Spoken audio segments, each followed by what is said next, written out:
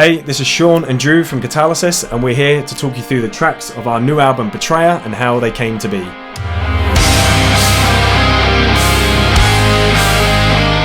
So Kingmaker started off as the sort of thrashy verse riff. I'd come up with it at home just before band practice, kind of brought it into the room, we jammed about with it a little bit and kind of came up with the trem-picked chorus idea, and Sean kind of chucked the chords down behind that and stuff too. And we kind of discussed it in the room, and I suggested that we keep it to like a, short and sweet, punchy, fast and aggressive the whole way through type thing. And Sean kind of took the song away and ran with it in a totally different direction, which was unexpected but really cool. Yeah, like I said, I think we were sort of in the early stages of beginning to write some of the stuff that would become Betrayer. It was just a really inspiring time, and I think when I started to work on it and taking that initial verse riff idea, it just grew into what it was. But it's a pretty badass song. Yeah.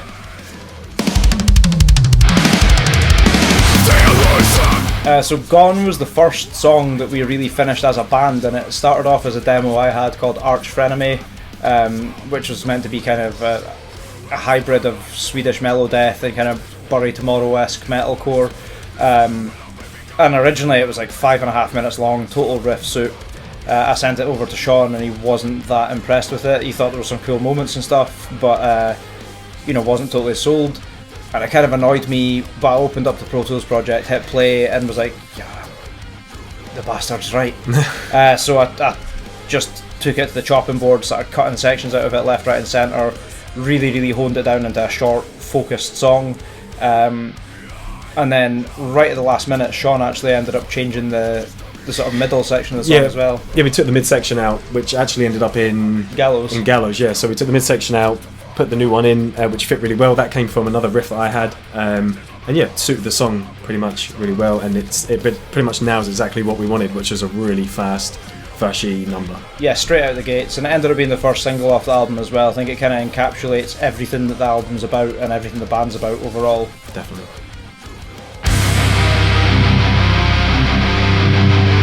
So the third track on the album is Endless. This is a song that I'd been working on myself. I think there was some changes that were made throughout, as most of our stuff is, but it was just a kind of metalcore vibe. I think it started off, I had the riff from the break section, which was kind of like a Heaven Shall Burn-y kind of nod, and just like a big chorus. That's what I love. Again, the melodeath kind of vibe throughout, and it's a longer song, but I think it's pretty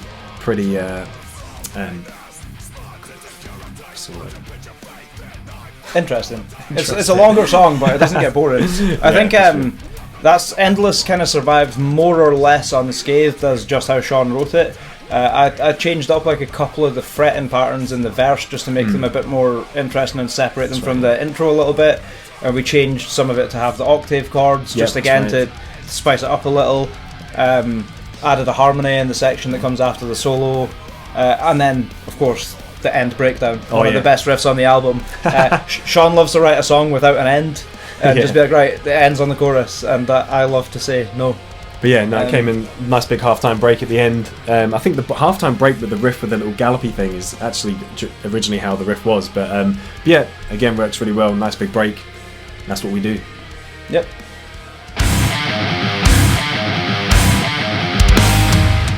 So Bottom of the World's a song that I wrote the bulk of. The verse is in 3/4, which is a bit different for us, just kind of different kind of waltzy, lumbering feel. Still quite a fast song, but feels slow, I think. And the chorus went through so many rewrites. The original chorus melody that I had was actually what I had as the basis for the chorus of Echo Chamber on the Innovae EP, and that got changed too, so I had this melody sitting about in the sort of spare riffs folder. So I tried that and it got rejected again. It'll be on the next one. So we rewrote the chorus a whole bunch of times. Sean changed up the chords and stuff, and then I kind of tweaked the lead to match. I think it was a bit kind of happy originally, so changed a couple of notes here and there just to make it sit a little bit better in a sort of darker area that we tend to write in. But in the end it came together. But that's that halftime sort of like groove after the second chorus when the main riff comes back in. Sorry, the first chorus. It's undeniably hard hitting. And it's a different song for us. Definitely, but really cool song. and one of the ones that took the most work to get it right on the album, Yeah, I'd for agree, sure. yeah. But really cool song.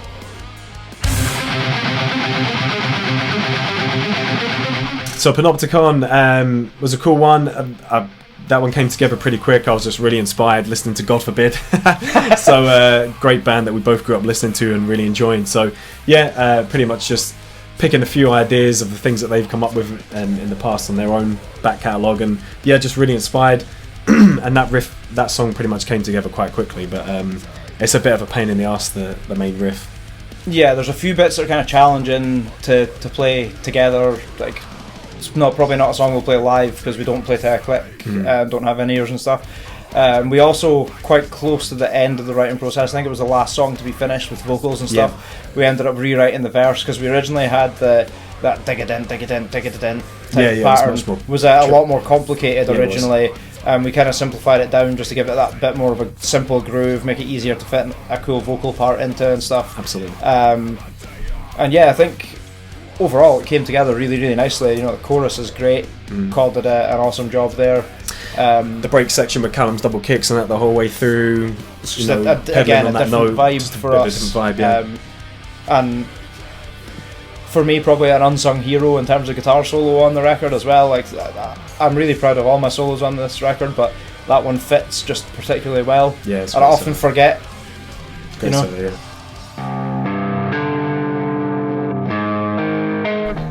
So Make-Up was an interesting one, and that was one that basically we'd chosen the 10 songs that we were going to put on the album.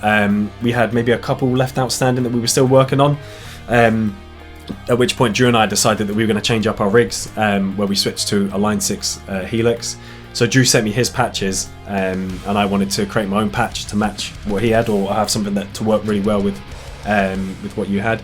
And yeah, so I ended up writing the whole of Make-Up basically.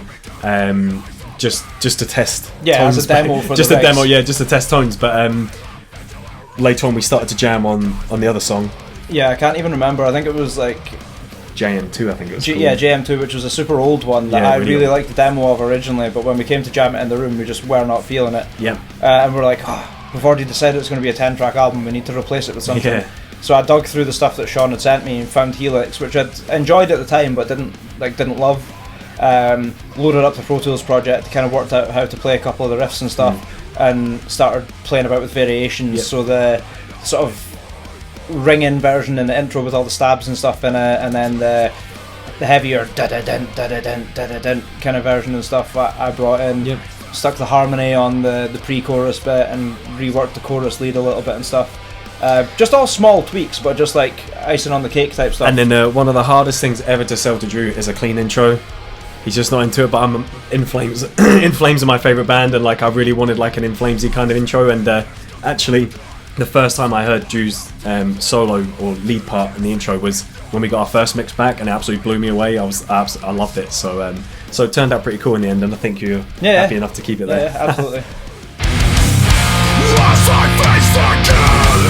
F7 on the album is another one that I wrote sort of the bulk of. Just a straightforward, I really wanted to capture that kind of Chimera sledgehammer groove, which is something, you know, we've often kind of tipped our hats to in the past. Once or twice. Once or twice. So yeah, I really wanted to capture that, and I really wanted this sort of bouncy feeling chorus that kind of captured almost like a nu metal kind of vibe. So I was really happy with what I had, and we brought it into the rehearsal room, and everything was great with it, except you weren't really sold on the kind of middle section. So we made a couple of tweaks to that. Rewrote the riff on the break section, and then and we obviously got the gain chants in this one. We brought some of the guys in from Fallen Ashes, Hateball, our friends Wendy and Gordon. Yep. And like Steppe, Lorm and stuff, the guys that were Bloodstock with us this year. And Tub, yeah. So yeah, we've got loads of people on it, which is really cool. And then the end riff that always starts out as a joke with us, eh? Yeah, it's just like Exit Loop on the Relicta EP. We jokingly said that it should have like a really like horrible, on the nose, like super obvious big breakdown at the end, halftime thing and that. And it kind of started as a joke, but then we got attached to it, and then we started to add horrible harmonies to it, and it just kind of grew from there. But awesome song, fun to play, and great to have the friends and stuff involved in writing it as well. Definitely. So Overlord is track 8 on the album, and it's probably, I think you'll agree, Sean, the most challenging song to play guitar-wise. It's quite a busy song, there's a lot going on. I think I wrote the bulk of the riffs on there, and again, it was kind of mostly untouched, but then the middle section had a few tweaks that you'd suggested. It's another song we spent a lot of time working on the vocals and stuff for. There's a few different ideas bounced back and forward there. Definitely. But yeah, for the most part, I think Overlord, as you say, it's just a really finicky kind of riff to play. We've got the tap-in parts as well, which are really cool. Really heavy driving chorus. Just yet another one that I think stands out a little bit on the album as being something slightly different, but still nestles itself in nicely. And of course, obviously, we had the guys help out with the gang chants and stuff again on that song as well, to give that chorus the big lift. Definitely. So Never Unseen, track 9 on the album. This is one that I'd put together after Drew had put forward Gone, and was talking about writing really fast, flashy, in your face kind of tracks that when I heard Gone I thought, I can do that. Because usually a lot of my songs tend to be a bit longer. So yeah, Never Unseen came around from that. Just a nice 3-minute sort of thrasher. A nod to Alexi Laiho, who's a big hero of mine. The chorus lead, I think, and the chords behind it give a kind of Children of Bodom sort of feel, in my opinion. But yeah, otherwise there was a few other changes that were made later on. Yeah, last minute, we kind of had an intro on it for quite a while that had a da-da-dun, da-da-dun, da-da-dun kind of pattern, and I riff policed it and said it was too similar to Conquer and Devour from our last full-length album. So I think you were pretty resistant to it first, and then we changed it up for the, one guitar doing the sort of stabs and the other one playing the full rip thrash riff. That's it. And it's just added so much kind of swagger and attitude to the opening of the song. Really kicks it off, so I think that was a good change. Definitely. So the last track on the album, track 10, is called Another Version of the Truth, which is a play, or a sister song should I say, to A Version of the Truth, which is the closer on our previous album, our previous full-length Connection Lost. And I think that when you're doing an album, both Drew and I, as sort of main songwriters, have always grown up on bands like Machine Head and Chimera, all these bands that have got the big epic songs, Descend the Shades of Nights, etc. So yeah, to me it's something that I just believe should be on an album like that. So yeah, basically Another Version of Truth is a song that I'd put together. I threw my hands at doing some piano stuff and some MIDI sort of strings, and yeah, basically I presented it to Drew thinking we can work on this. Callum suggested a few changes, but I think ultimately we were all pretty happy with how it was in the end, and then obviously we managed to get Amy involved. Yeah, so I think the overall idea was that it was not a sequel or whatever, but we did A Version of the Truth on the last record, and we've all grown quite a bit as musicians and stuff since then, so we were happy with that, but I think we all kind of thought we could do something similar but much better now, and we could carry it off more effectively. But we kind of got talking about a lyrical concept of this Another Version of the Truth, and it's, about there's two sides to every story and stuff, and we kind of touched on the idea of having a second vocalist come in so that you could get the two sides of the story from the perspective of the two different vocalists or whatever. So yeah, we kind of reached out to Amy Wilkinson from Trauma Bonds, who are a kind of local metalcore, hardcore band, and asked her if she'd be interested in laying down some female vocals just to give it that extra obviousness that, rather than having another bloke come in and sing, and just to kind of pull it apart a bit. And it kind of lends itself really well. She's really lifted the track in a lot of places, and originally it was just going to be kind of clean vocals she did, but then we put in some kind of call and response type stuff with her and Call doing the harsh vocals against each other, and it kind of really lends itself to the kind of argument and two versions of the same story concept from the lyrics and stuff as well.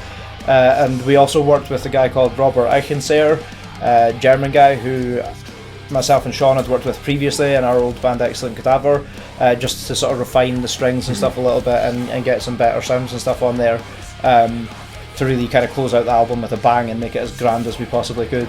Definitely. And I think it nails that pretty well. Yeah, I think we smashed the brief of doing what we did with the previous version of The Truth.